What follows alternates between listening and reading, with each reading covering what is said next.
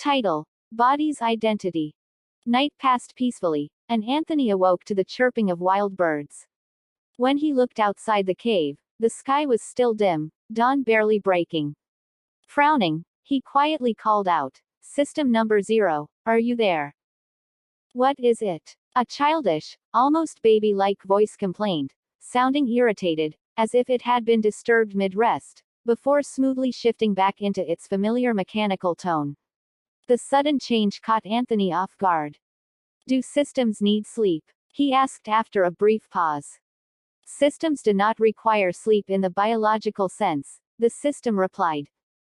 Anthony hesitated, then decided not to press the issue further. After a moment, he asked instead, "Your voice sounded different just now. Why did you change it? If you can, talk to me normally."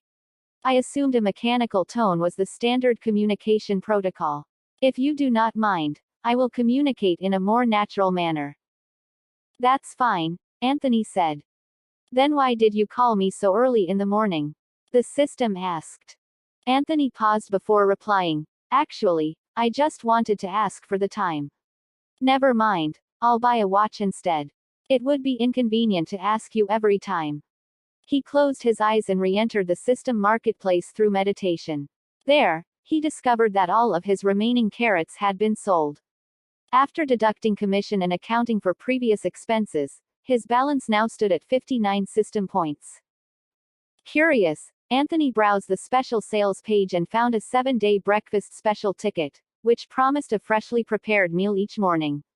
It cost 5 points, and he purchased it without hesitation. He then searched for a watch. A magical timepiece engraved with a protective rune caught his attention, but its 500-point price placed it far beyond his reach. In the end, he settled for a simple wristwatch, spending 5 points. While still in meditation, Anthony completed a few practical purchases: face wash for 2 points, a toothbrush and toothpaste set for 3, and a bath towel for another 3. Only after finishing these preparations did he withdraw from meditation. Using the items he had bought, Anthony washed himself thoroughly. Halfway through, he paused, realizing the watering can he had relied on earlier was now empty. Setting it aside, he retrieved the breakfast ticket and activated it. The card glowed softly before dissolving into motes of light. A lavish breakfast materialized before him: soft scrambled eggs, slices of tender meat, warm bread still steaming, and a bowl of rich soup that filled the cave with a comforting aroma. Fresh fruit and a cup of hot coffee completed the spread. The sight alone made his hunger surge, and he began eating without hesitation. When he finished, the remaining dishes and tableware vanished as quietly as they had appeared. Clean, fed, and finally settled, Anthony felt human again, lighter, clearer, and far more grounded than he had been since arriving in this world. With his immediate needs met, Anthony finally had the space to think about what came next. He needed to secure a reliable source of water, gather more firewood, and survey the surrounding area to determine whether anyone else was nearby. Only then did another thought occur to him. Amid the chaos of the previous day, he had never once asked about the identity of the body he now inhabited. Realizing the oversight, Anthony called out to the system. "System number 0, are you there?" "Yes, host. How may I assist you?" Anthony hesitated before asking, "You never told me the identity of this body. And shouldn't there be an original owner's wish, or some kind of mission? That's how it usually works in transmigration stories of Red." "No, host. There is no predetermined task you must complete. My sole purpose is to serve you. Any goals you pursue will be your own choice. As for the body you inhabit, it belonged to the fallen emperor, Puyi." "What? Puyi?" Anthony exclaimed in disbelief. "Didn't he die naturally, at an old age? And don't I receive his memories?" "No, host. You will not inherit his memories. Although you are using his body, it is gradually merging with your soul and will soon resemble your original appearance once more. As for why he died earlier than you remember, this is a parallel world and does not follow the same historical course you know. If you wish to learn about his past, you may pay 5 system points. In return, I can grant you access to his biographical record, viewable at any time." Do it, Anthony said after a brief pause. His system points dropped from 41 to 36 as a stream of light flowed into his consciousness. Within it, he saw a book titled The Life of Puyi. The cover opened on its own, lines of light forming words that began to recount the emperor's life. Puyi was born into the Aizen-Joro imperial bloodline during the final, decaying years of the dynasty. He ascended the throne at the age of 2, far too young to understand rule, responsibility, or consequence. From the very beginning, power did not rest with the child emperor, but with those surrounding him, most notably his mother and her family. Spoiled and excessively protected, Puyi was raised without discipline or restraint. His mother's clan used their closeness to the throne to seize influence, filling court positions with relatives and loyalists. Corruption spread rapidly, hollowing out what little authority the imperial court still possessed. Decisions were made not for the empire's stability, but for personal gain. At the same time, foreign powers intensified their interference. Opium and other addictive substances were deliberately introduced into the population through illegal trade networks, leaving countless citizens dependent, impoverished, and hopeless. Addiction ravaged cities and villages alike, further eroding trust in the throne and deepening social unrest. As corruption worsened and foreign influence tightened its grip, rebellion became inevitable. What began as scattered uprisings grew into a full-scale revolution.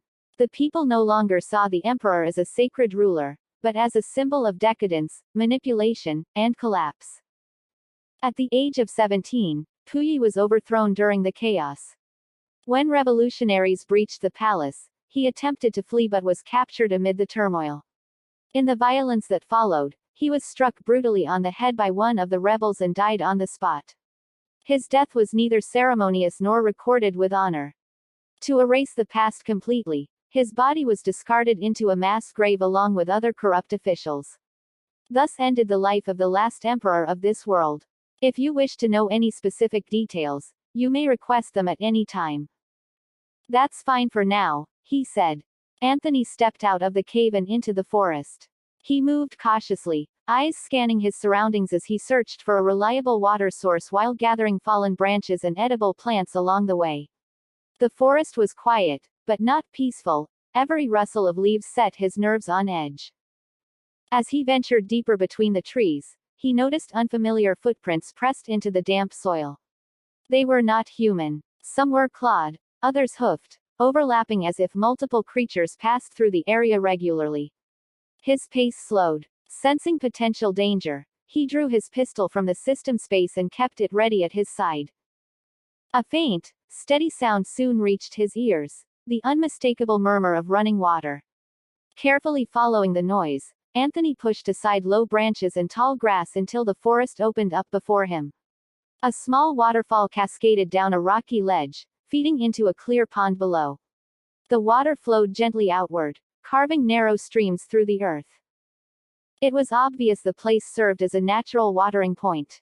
From the cover of the trees, Anthony observed several animals gathered near the pond, deer lowering their heads to drink, rabbits lingering at the edges, monkeys perched in nearby branches, and even ducks and chickens wandering near the shallows.